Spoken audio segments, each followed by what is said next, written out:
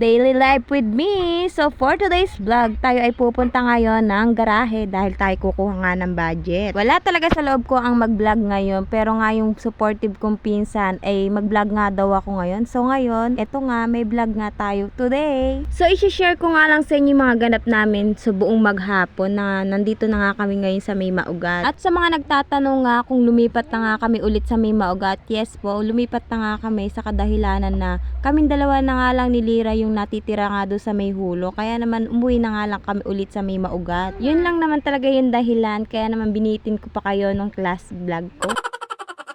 Anyway, mabalik na nga tayo. Eto nga't pupunta nga kami ng San Leonardo dahil nga doon yung stockpile nga ni Dikong at ng aking Josawa. Nakipagpalit nga muna ako ng motor na may sidecar dahil nga sasama nga itong mga Junakis ko para nga makita nga yung daddy nila.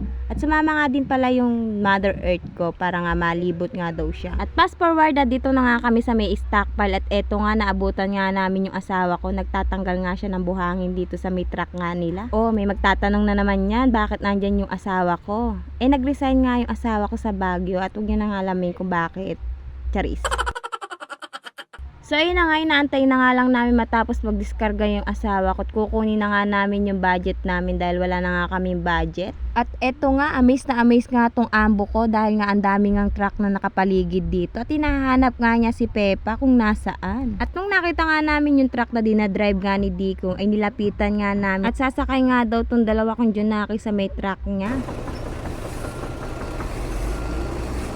Ayun na! Hello!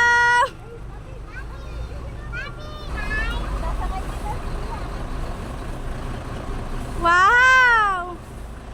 Papig!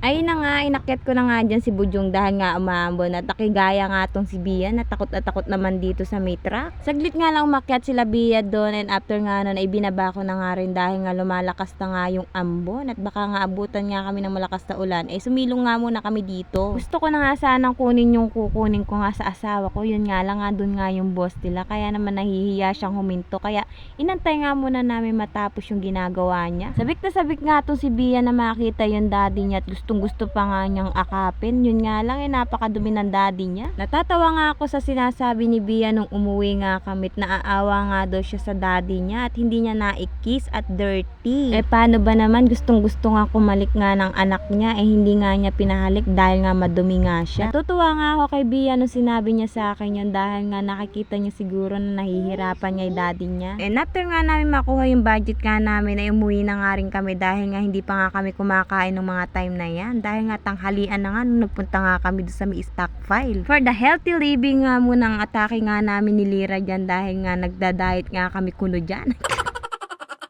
After nga namin kumain ng tanghalian ay dito naman kami dumiretso kala Mama Estet. Dito nga kami tumambay maghapon. And that's it for today's video guys. Thank you for watching. Please do follow and share for more update and for more upcoming video. Thank you for watching guys again. See you in the next mini vlog. Bye!